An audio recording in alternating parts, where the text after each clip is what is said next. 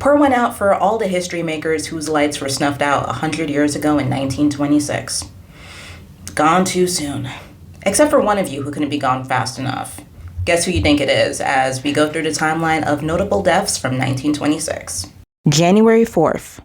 Mary Eliza Mahoney, the first formally trained black nurse in the United States, dies at age 80.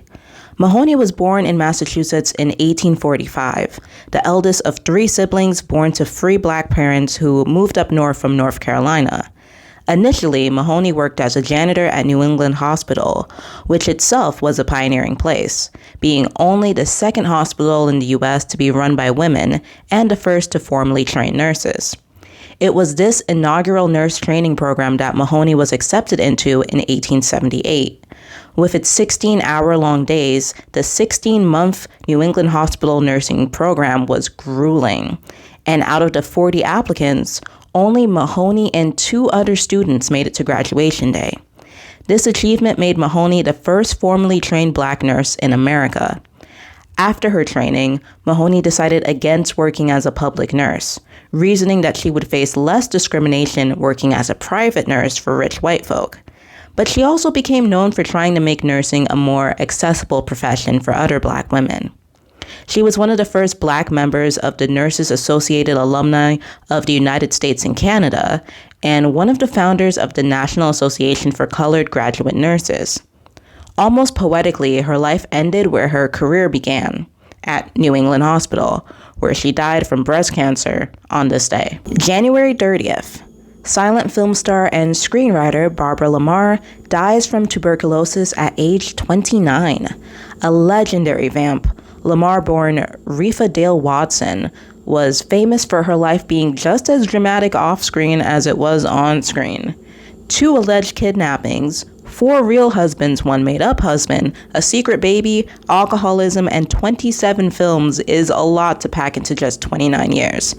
It's no wonder she bit the big one so soon. March 16th. Sergeant Stubby, a Boston Terrier mutt and a celebrated World War I veteran, dies at the age of 10. An unlikely war hero, Stubby started off as a stray dog who had wandered onto the fields of Yale University while the 102nd Infantry Regiment was training there in 1917. Stubby quickly became the regiment's mascot, impressing them with his ability to learn drills, bugle calls, and saluting. A private named J. Robert Conroy became particularly fond of Stubby, and when it was time to ship out to France, he smuggled the dog on board the SS Minnesota. It wasn't until they had made it to the other side of the Atlantic that Conroy's commanding officer learned of the 4-legged stowaway. The story goes that the officer consented to letting the dog stay after Stubby saluted him. In the trenches of France, Stubby was not only useful in keeping the regiment's morale up, but also in keeping them alive. He learned to alert them to imminent mustard gas attacks, incoming enemy artillery, and would locate soldiers who were lost in no man's land. There's even a story of how Stubby attacked and held down a German spy until American soldiers were able to get to the scene. As remarkable as Stubby was, I have a hard time believing that a 25-pound dog bested a grown man, but multiple sources swear that it's true. For his heroism and the injuries he sustained while in the line of duty, Stubby was awarded several medals, and he was the first dog to be given a rank in the U.S. military. After returning stateside in 1918, Sergeant Stubby became a celebrity, leading parades and meeting politicians. He lived out the rest of his days with Conroy until he passed away in his sleep in March 1926. Conroy got Stubby taxidermied and eventually donated him to the Smithsonian in 1956. Sergeant Stubby is on display at the National Museum of American History in Washington, D.C. March 27th. George Shima, the Potato King, who was the first Japanese-American millionaire, dies in California. Originally known as Ushijima Kinji, Shima immigrated to California from Japan in 1889 as a young man after he failed his university's entrance exams English section. At first, he worked in San Francisco as a domestic servant, learning English in his spare time, but he later became a farm worker in the Sacramento Delta. In 1892, Shima, along with some friends, decided to start their own farm and purchased acres of undesirable mosquito-filled marshland. It wasn't until 1908, after much trial and error and debt, when the fruits of Shima's labor, which in this case was potatoes, began growing in abundance. Over the next several years, Shima expanded his farm to encompass more than 28,000 acres in the San Joaquin Valley, and his Shima Fancy potatoes made up around 85% of California's potato market. Unfortunately, Shima's growing mountain of potatoes and money couldn't protect him from the U.S.'s xenophobia. A series of alien land laws, both on the national and state levels, restricted Shima and other Asian Americans' ability to buy land. On top of that, the Immigration Act of 1924 caused much of Shima's Asian workforce to leave the U.S. and forced Shima to sell off his land. His attempts to fight the legislation as head of the National Japanese Association of America proved futile, so Shima and his family planned to return to Japan to escape the prejudice. Unfortunately, Shima suffered a stroke and died before he could leave. April 9th. Popular freak show performer Zip the Pinhead dies of bronchitis at age 83. His last words are supposedly, "Well, we fooled them for a long time, didn't we?" Zip, whose given name was William Henry Johnson, made a spectacle, and a decent living, out of his unusually tapered head. Working with P.T. Barnum, they played up this feature by shaping Zip's hair so it was pointed at the top, displaying him in a cage and billing his act as the missing link. It's been debated whether or not Zip was truly a microcephalic, as he had the telltale tapered head, but was not reported to have any mental disabilities. April 11th. Prolific botanist and horticulturalist Luther Burbank dies at age 77. Over the course of his 55-year career breeding plants, he developed more than 800 varieties of plants, including 113 varieties of plums and prunes, 10 varieties of berries, 50 varieties of lilies, the freestone peach, the spineless cactus, and the russet Burbank potato. April 21st. George Washington Murray, the last black congressman to be elected in South Carolina until 1992, dies in Chicago, Illinois at the age of 72. Born in Sumter County, South Carolina in 1853, Murray was an enslaved person until the end of the Civil War.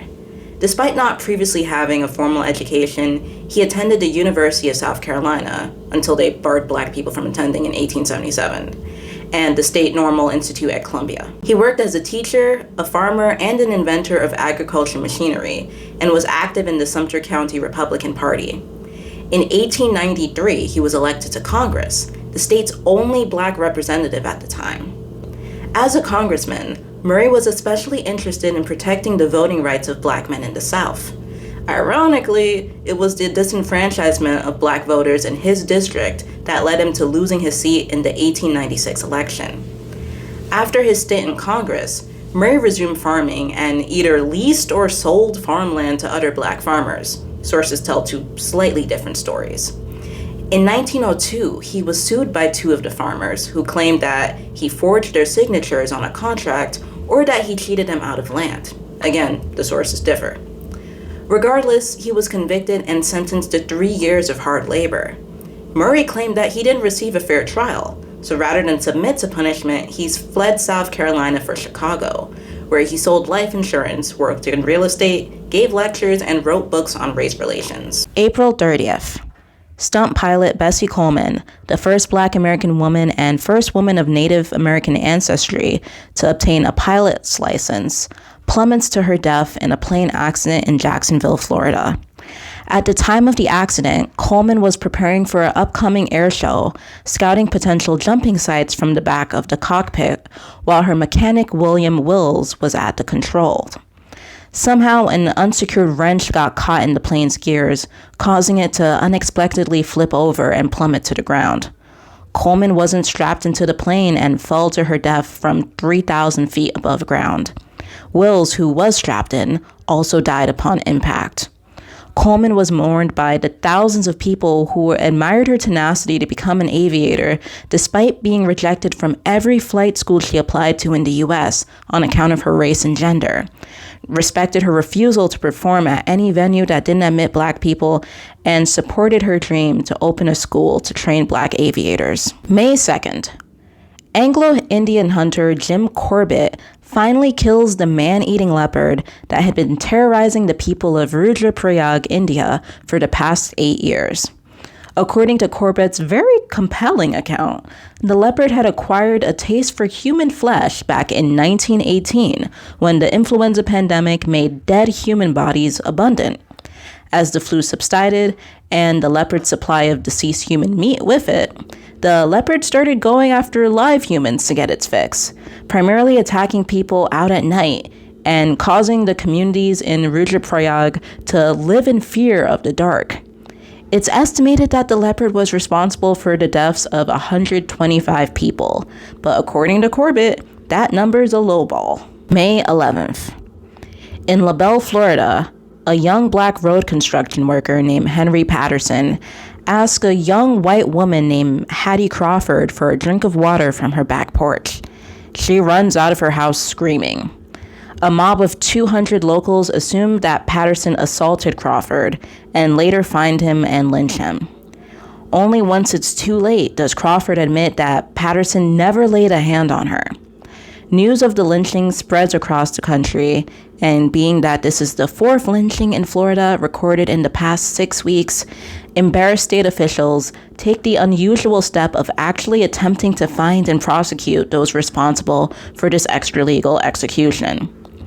14 white men are arrested for murder, but once it's time for the trial, witnesses are suddenly unwilling to testify or seemingly have forgotten what occurred.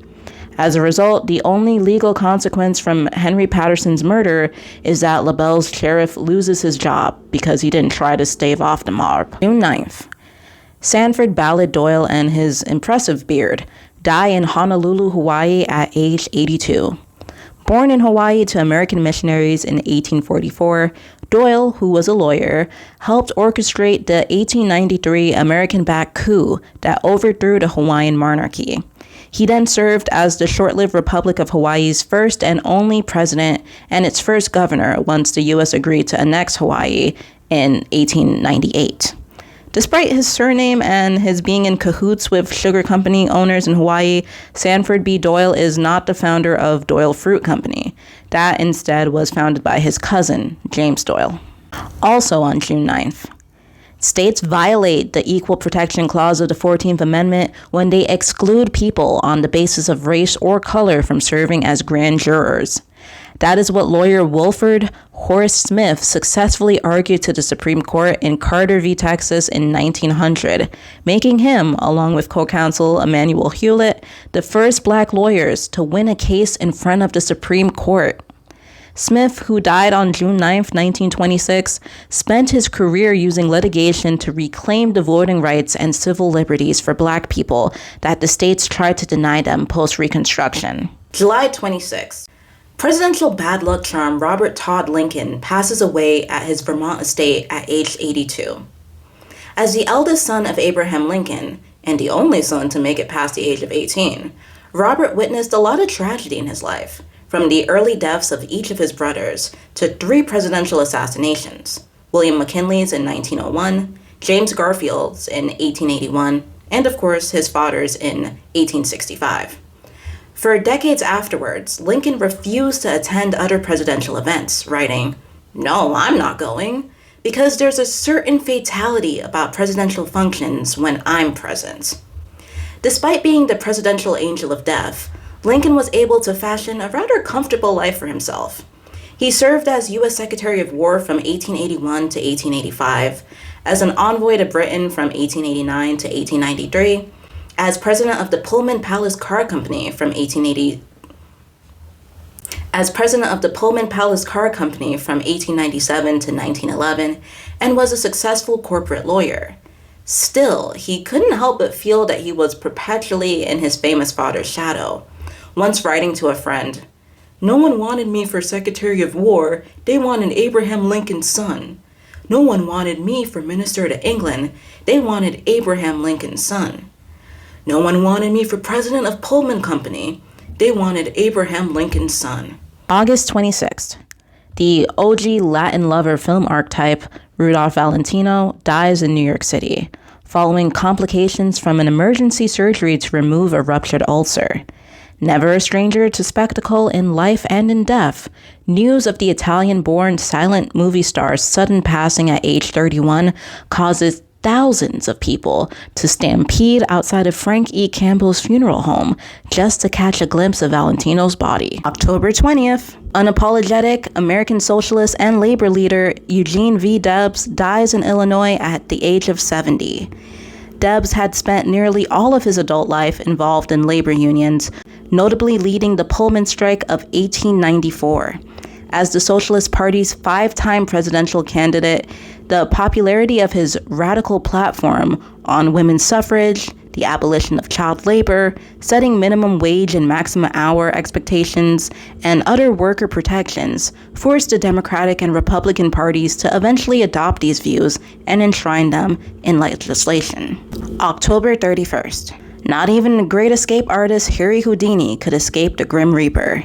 Houdini dies in a Detroit hospital, with the cause of death officially being ruled as peritonitis, inflammation of the abdomen, often caused by appendicitis. Houdini was sucker punched in the stomach by a student in Montreal several days before his death. However, that may not have been the catalyst for his demise, as he was already complaining of stomach pain the day before he was punched. It's also unlikely that the punch would have ruptured his appendix, as appendicitis typically stems from bacterial infection, with appendix ruptures from blunt trauma being rare. November 3rd. Superstar sharpshooter Annie Oakley dies in Ohio at age 66. Her impressive marksmanship got her and her family out of poverty and made her internationally famous. From 1882 onward, she astonished audiences with her ability to split cards on their edges, snuff candles, and shoot corks off of bottles, rarely ever missing a shot, and earning her the nickname Little Sure Shot from Lakota leader Sitting Bull. After retiring from the vaudeville circuit in 1913, Oakley, who was born Phoebe Ann Moses, or Mosey, in 1860, spent her twilight years giving shooting lessons to thousands of women and performing at charity events. After her death in early November 1926, her husband of 50 years and manager Frank Butler became so distraught that he stopped eating and died before the end of the month. December 5th. French painter Claude Monet dies at the age of 86 in Giverny, France. Monet was one of the pioneers of the Impressionist movement of the 19th century, which was seen as shocking for its use of bright, unblended colors, attention to lighting, and short, unbroken brush strokes that gave pieces an unfinished appearance. This video is a subsection of a much larger timeline of nearly every notable event that happened in 1926. If you want audio-visual takes on these events, I have photos and short-form video versions of these events posted on my YouTube, Instagram, and TikTok accounts, in addition to having a full written transcript on my website. Browse around the site or my channel for other breakdowns of the year 1926 by notable births, deaths, pop culture moments, Black history, US news, and so on and so forth. There are also a couple of articles dedicated to my sources if you want to dive deeper into the people and events that I mentioned.